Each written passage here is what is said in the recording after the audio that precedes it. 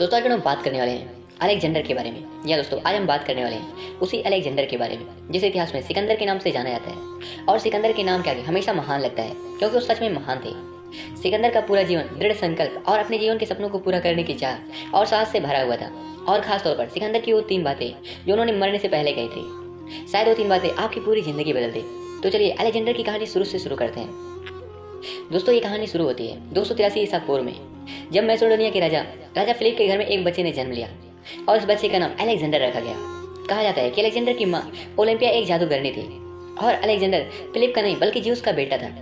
Juice तूफानों के देवता का नाम है। दोस्तों अलेक्जेंडर के माता पिता के संबंध बिल्कुल भी ठीक नहीं थे और वो आपस में लड़ते झगड़ते रहते थे, जो कि एक बच्चे के लिए बिल्कुल भी ठीक नहीं होता। लेकिन अलेक्जेंडर के पास एक ऐसा रिश्ता था जहाँ उसे सुकून मिलता, और रिश्ता था दोस्ती का। उसके दोस्त का नाम हिबाइस्टन था। कहानियों की माने तो अलेक्जेंडर और हिबाइस्टन के बीच शारीरिक संबंध भी थे। वो दोनों एक दूसरे से बहुत प्यार करते थे। यही नहीं, अलेक्जेंडर हमेशा कहता था कि हिबाइस्टन मेरा सबसे अच्छा दोस्त है और वो मेरा सबसे वफादार दोस्त है। अलेक्जेंडर के पिता राशि बच्चों को पढ़ाने के लिए एथेंस से एक खास टीचर लेकर आए थे जिसका नाम अरस्तु था।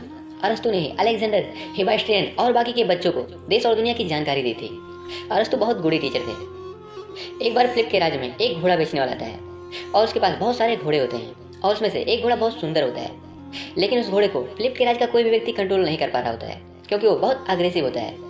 राजा फिलिप भी खुद उसको कंट्रोल करने जाते हैं लेकिन वो भी उसे कंट्रोल नहीं कर पाते हैं। इसके बाद राजा फिलिप बोलते हैं कि इसको ले जाओ, इस पर सवारी करना नामुमकिन है।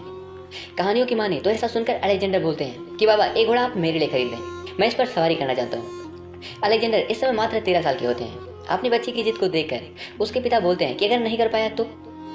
अलेक्जेंडर बोलता है कि मैं कर सकता हूँ और मैं करके दिखाऊंगा। उसके बाद अलेक्जेंडर उस जगह पर जाता है जहाँ पर घोड़ा होता है। लेकिन अब भी जिस आदमी का ये घोड़ा होता है वो बोलता है कि महाराज ये घोड़ा इस बच्चे की जान ले लेगा। लेकिन सिकंदर कहाँ मानने वाला था क्योंकि वो सच में महान था और वो उस घोड़े को कंट्रोल कर लेता है, उस पर बैठता है और दूर तक उसकी सवारी करके आता है। कहानियों की माने तो ऐसा देखकर वहाँ जितने भी बड़े बड़े योद्धा खड़े थे, जिन सब ने इस घोड़े की सवारी करने की कोशिश की थी, वो सब हैरान हो जाते हैं सिकंदर के साहस और जिस तरह से इसने घोड़े को कंट्रोल किया था। ये सब देखकर उसके पिता फिलिप उससे बहुत प्रभावित होते हैं। सिकंदर उस घोड़े का नाम ब्यूसेफेल्स रखता है और उसे बोलता है कि आज के बाद हम दोनों साथी हैं। दोस्तों सिकंदर ने इतनी छोटी सी उम्र में ही बहुत बड़ा काम किया था जो उस राज्य के बड़े बड़े योद्धा भी नहीं कर पाए थे। कहानियों की माने तो अलेक्जेंडर के पिता उसे महान योद्धाओं और पौराणिक कथाओं के बारे में बताते थे।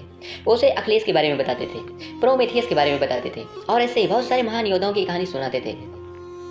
कहानियों की माने तो सिकंदर अपने पिता से बोलता है कि एक दिन मेरी तस्वीर भी इन्हीं लोगों की तरह दीवार पर होगी। लेकिन उसके पिता बोलते हैं कि ये सब इतना आसान नहीं है, इन सब के लिए तुम्हें अपनी माँ के चंगुल से निकलना पड़ेगा। उसके पिता बोलते हैं कि जिंदगी भर औरतों से बच के रहना क्योंकि औरतें बहुत ज्यादा खतरनाक होती हैं। वक्त गुजरता रहा और सिकंदर और बड़ा हो जाता है। अब सिकंदर के पिता एक और शादी करते हैं और उनके शादी के दिन लड़के के चाचा एंटोनस सिकंदर की माँ और उसकी बेइज्जती करते हैं। कहते हैं कि सिकंदर इस बात को बर्दाश्त नहीं कर पाता है और वो भी पलट कर जवाब देता है, जिसके बाद एंटोनस बोलता है किसने हमारी बेइज्जती की है। राजा फिलिप इस बात से छिड़ जाते हैं और बोलते हैं कि सिकंदर तुम इनसे माफी मांगो। लेकिन सिकंदर कहता है कि नहीं, मैं इनसे माफी नहीं मांगूंगा और सिकंदर वहां से जाने लगता है। और जब उसके पिता फिलिप उसके पीछे जाते हैं तो वो गिर जाते हैं। सिकंदर बोलता है कि आदमी तुम्हें यूनान से भारत कैसे ले जाएगा जो खुद 2 कदम आगे नहीं चल पा रहा है। इस बात से उसके पिता को बहुत गुस्सा आता है और वो सिकंदर को देश निकाला देते हैं। लेकिन कुछ वक्त बाद में सिकंदर के पिता का खून हो जाता है। हालांकि ये कभी नहीं पता चलता है कि उनके पिता का खून किसने किया। कुछ लोग कहते हैं कि सिकंदर की माँ ने उनका खून करवाया था और कुछ लोग कुछ और बातें। ऐसे ही बहुत सारी कहानियां उनके खून के पीछे हैं। उनका खून होने के बाद सिकंदर को 20 साल की उम्र में मैसेडोनिया का राजा बना दिया जाता है। राजा बनने के बाद सिकंदर पहले अपने आसपास के राज्यों को फतेह करता है और उसके बाद 20,000 फौज के साथ एशिया की तरफ कूच करता है और एक के बाद एक कई राज्यों को अपने कब्जे में करता चला गया और धीरे धीरे पूरे पश्चिमी एशिया और दक्षिणी मिस्र अलेक्जेंडर के कब्जे में आ गया। इसके बाद में उसकी एक बहुत भयंकर जंग फारस से हुई जो कि बेबीलोन के पास में हुई थी, क्योंकि सिकंदर के पास मात्र 40,000 की ही फौजें थी और फारस के पास तकरीबन 2.5 लाख से भी ज्यादा की। लेकिन सिकंदर डरता नहीं है और इस पूरे युद्ध का प्लान खुद ही तैयार करता है और अंत में इस युद्ध में सिकंदर की जीत होती है। लेकिन वहाँ का राजा ड्रैस भाग जाता है। सिकंदर बोलता है कि जब तक वो जिंदा है तब तक एशिया का राजा उसे ही माना जाएगा और मैं सिर्फ नाम का राजा। सिकंदर के अंदर एक और खास बात थी, वो जिस भी युद्ध को जीतता था, वो जिस भी राज्य को जीतता था, वो वहाँ के लोगों के साथ बड़ी नरमी के साथ पेश आता था और उनसे उनके अधिकार कभी नहीं छीनता था और इसीलिए लोग उससे बहुत प्यार करते थे। बेबीलोन आकर सिकंदर ने ऐसा ही किया और अब सिकंदर का नया घर बेबीलोन था।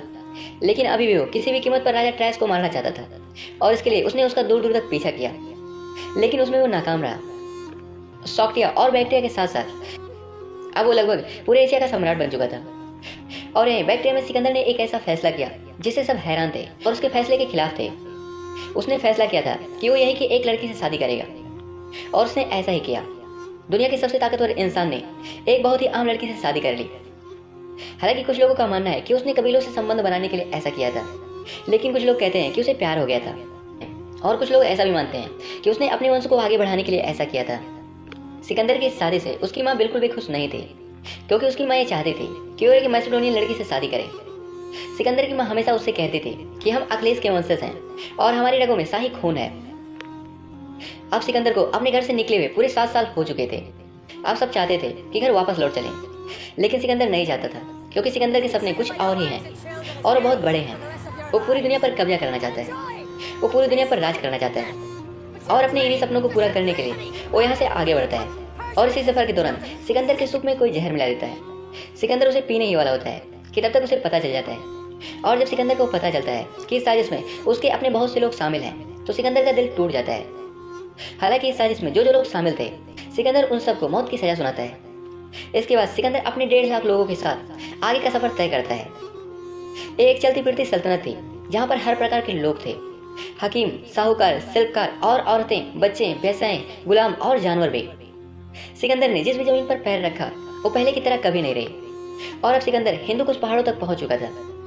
दरअसल वो खो चुके थे, उनके आगे बड़े बड़े पहाड़ थे और एक रास्ता था जो हिंदुस्तान जाता था।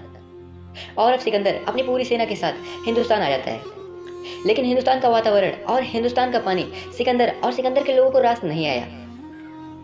हिंदुस्तान आने के बाद उसने कई राज्यों को अपने अधीन कर लिया, लेकिन अब सिकंदर की पूरी सेना थक चुकी थी।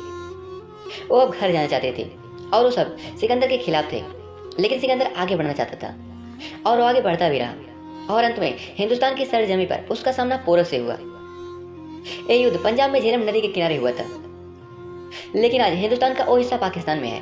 कहते हैं कि इस युद्ध के दौरान सिकंदर को एक तीर लग जाता है और वो बहुत बुरी तरह से घायल हो जाता है। हालांकि सिकंदर की इसमें मृत्यु नहीं होती है। अब सिकंदर ये फैसला करता है कि वो अपनी पूरी सल्तनत के साथ वापस चले जाएंगे और वापस सबसे छोटे रास्ते बेबीलोन पहुंच जाते हैं।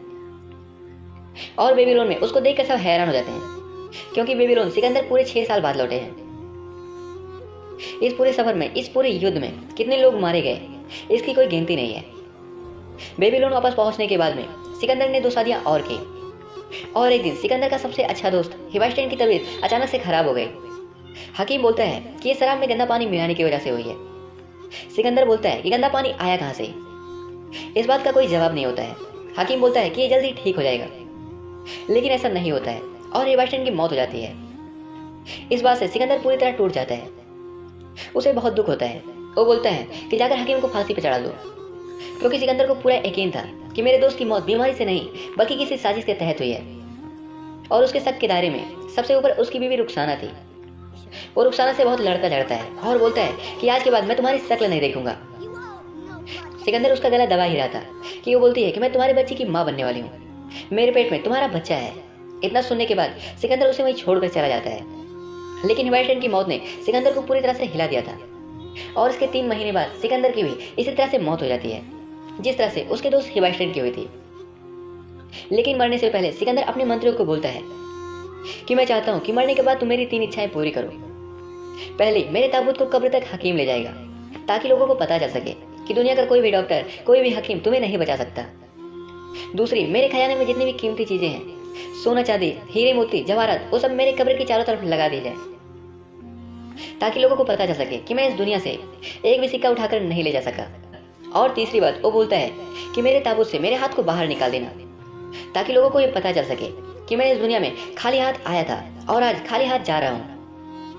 ऐसा माना जाता है कि सिकंदर की मृत्यु किसी सदमे और किसी बीमारी से नहीं हुई थी, बल्कि उन्हें जहर दे दिया गया था, जिसके चलते कुछ ही दिनों बाद उनकी मृत्यु हो गई। सिकंदर की मौत के बाद उसका पूरा साम्राज्य 4 हिस्सों में बांट दिया गया और इन हिस्सों पर सिकंदर के खास लोगों ने राज किया।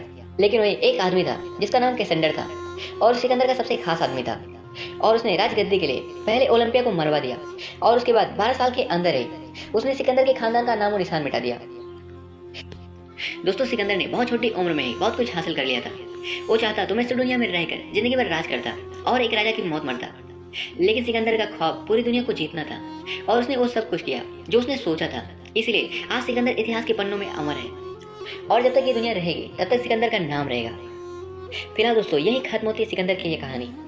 तो आज की इस वीडियो में बस इतना ही। फिर मिलेंगे किसी और वीडियो के साथ। तब तक के लिए जय हिंद, वंदे मातरम।